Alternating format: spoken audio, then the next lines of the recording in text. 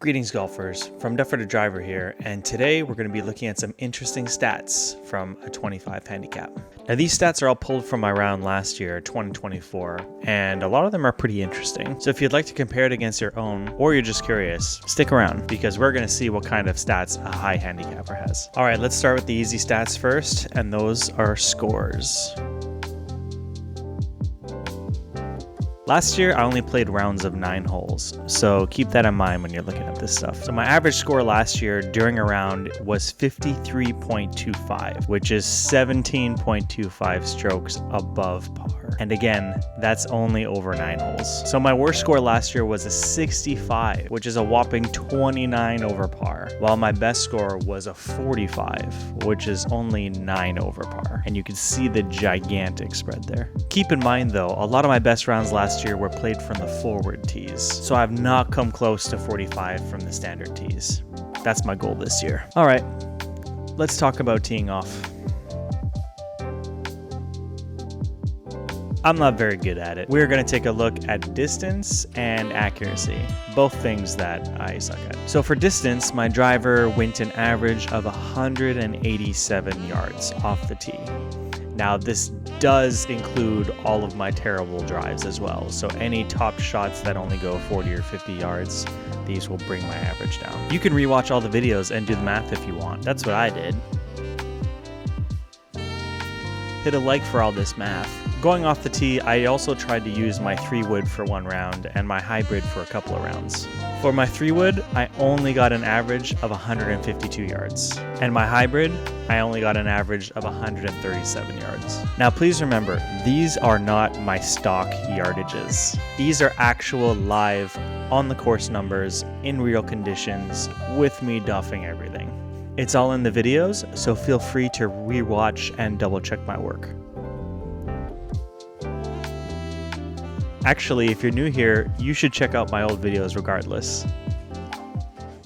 Alright, now let's talk about accuracy off the tee, and specifically fairway percentages. This is where I think the data starts to get interesting for me, from what I perceived my numbers to be, and what my numbers actually are. So last year, I was having a hard time with my driver. It was slicing all the time, I could never hit the fairway, it was going almost out of bounds, I was losing balls, it was a typical high handicapper's nightmare. So I tried using a round with a 3-wood and a few rounds with a hybrid to see if I could play better. Now at the time, I really thought I was playing better with my 3-wood and hybrid compared to my driver, but was I really? So if you look at my average fairway percentage off the tee, which is how often I hit the fairway from the tee box with any club that I'm using, my average is 24%. I think I'm supposed to be aiming for 50% or something, but we're not even close to that, Bailey.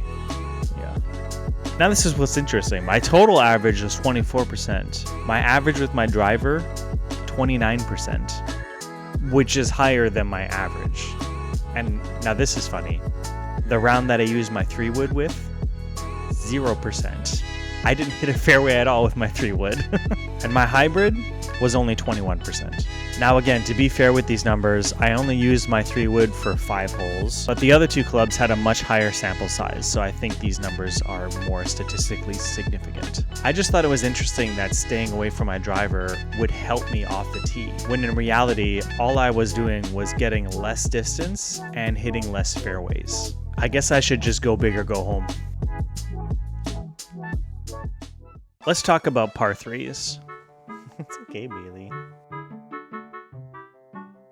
So this stat is a little more straightforward. This is just my hit percentage of the greens from par 3s. Now most of the time I'm playing off the front 9 of my course, and there's only 2 par 3s on the front 9 of my course. There's hole number 4, which is 122 yards, and then there's hole number 7, which is 174 yards and over water. That's just to give you some context. With that in mind, my par 3 hit percentage, 24%, which is honestly higher than it feels while I'm playing. Feel free to compare these numbers against your own, and make sure to let me know in the comments down below. I'm actually really curious how these numbers are different across different handicaps. Good boy. Next up, let's look at approach shots. So for these approach shot stats that I'm going to be going over, I'm only looking at shots between 150 yards and 50 yards away from the green. These are what I would consider makeable approach shots for my skill level. So my overall approach average to hit the green from those distances is 48%, which I feel is pretty good. But let's dig in a little bit deeper to see where that average comes from. Let's start with my hybrid. So for my hybrid, out of 2 attempts, I made 50% of the greens. Not a relevant sample size, and the green that I did hit with my hybrid was a bump and run from 60 yards, so it is what it is. For my 6-iron, out of 3 approach attempts, I hit 33% of the greens. For my 7-iron, out of 3 approach attempts, I hit 100% of the greens. For my 8-iron, out of 4 approach attempts, I made 50% of the green. For my 9-iron, out of 4 approach attempts, I only made 25% of the greens. Now my pitching wedge, out of 11 attempts, I made 45% of the greens. And finally, for my gap wedge, out of 17 attempts, I made 47% of the greens. Now for these numbers, you should keep in mind, if I'm within 150 yards, apparently most of the time that's around the 100 yard to 80 yard mark, because I've shot most of these shots with my pitching wedge and gap wedge, and those are my distances with those 2 clubs. And you would think with easy clubs like a pitching wedge and gap wedge that I'm able to get at least above 50% green hit rate, but apparently that's something I gotta work on. All right, now let's talk about putting. So out of the 72 holes that I putted last year, I had an average of 2.4 putts per hole. That means more often than not, I'm 2 or 3 putting. Now in my mind, I'm happy when I 2-putt. You know, your first putt, you get nice and close to the hole. Your second putt, you sink it. That feels good for me. So let's look over the specifics. So thankfully last year I didn't make any 5 putts. So let's start with 4 putts. So last year I 4-putted 5 times, which comes out to 7%. For 3 putts, I 3-putted 24 times, which is 33% of the time. That's rough. For 2 putts, I 2-putted on 38 holes last year, which is 53% of the time. And unfortunately, I only 1-putted 5 times last year, which is again only 7% of the time. Now, why is this interesting for me? Because 2 putts are so important to me and feel like I'm playing very well, I didn't know that I was 2-putting 53% of the time. That seems way too high. Half the time I'm 2-putting. It doesn't feel like that when I'm on the course. That just goes to show that in my mind, the feeling I get from a 3 or 4 putt, that bad, terrible, icky feeling, is a lot stronger than that nice feeling I get when I 2-putt. Now let's take a look at what I'm usually scoring on a hole per hole basis.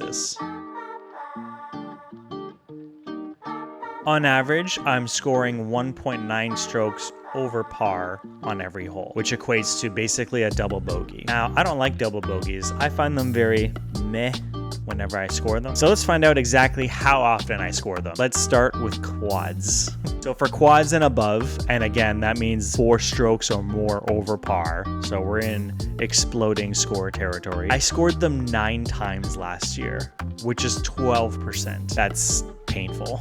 Now for triple bogeys, I scored them 11 times last year, which is 16%. Ugh. Now for double bogeys, again, meh, I scored them 18 times, which is 25%. Now for bogeys, which again, I consider a good score for me, I feel happy when I get a bogey, I scored them 28 times, which is 39%, which is surprisingly a lot higher than what I feel like I'm doing on the course. Now for pars, I only scored them 5 times, which again is 7%. I really thought I got more than 5 pars last year though. Heck, my first round this year I got 2. You can check out that video right here and make sure to like and subscribe if you want more. Back to scores.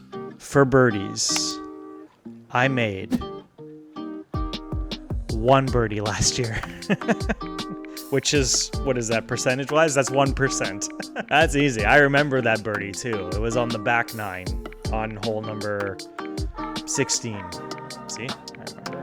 It might come as a surprise to you that I haven't scored an eagle yet, so eagles are 0%. I know, shocking. Lastly, we're going to look at some fun data here. We're going to look at my longest streaks from last year. So let's start with my longest 3-putt free streak. So this is the longest streak I've had where I did not 3-putt. So only 2 putts and 1 putts. How many holes did I keep the streak going? It's 4 holes. That was my longest streak last year. The longest time I went without 3 putting or higher was 4 holes in a row. It's not really surprising, I guess.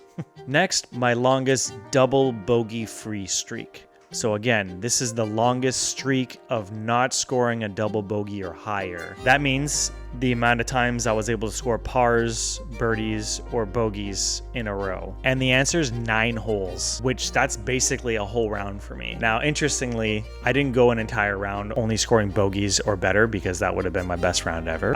It was split over 2 rounds. So the second half of one round, I was double bogey free, and then the first half of the following round, double bogey free. But technically, that means statistically, it could be possible to get it all in one round. So if I play enough this summer and get enough practice, I'm breaking 90. And finally, my longest parless streak. So the longest amount of time that I went without scoring a par or better. 24 holes. I went 24 holes without scoring a par or my single birdie. I guess it's not surprising when you think of it like that. But that's devastating. That's like, wait, math. That's like almost 3 rounds in a row with no par. That's brutal. You want to say something to the camera? What about you, Lola?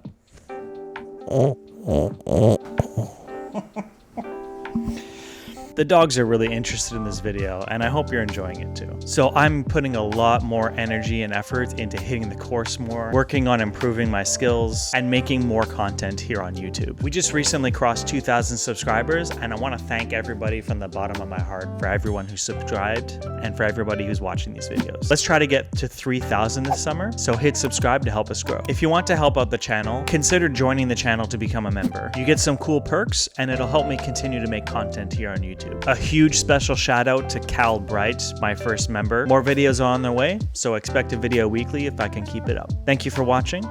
I'm from Duff Rider Driver, and I'll see you out on the course.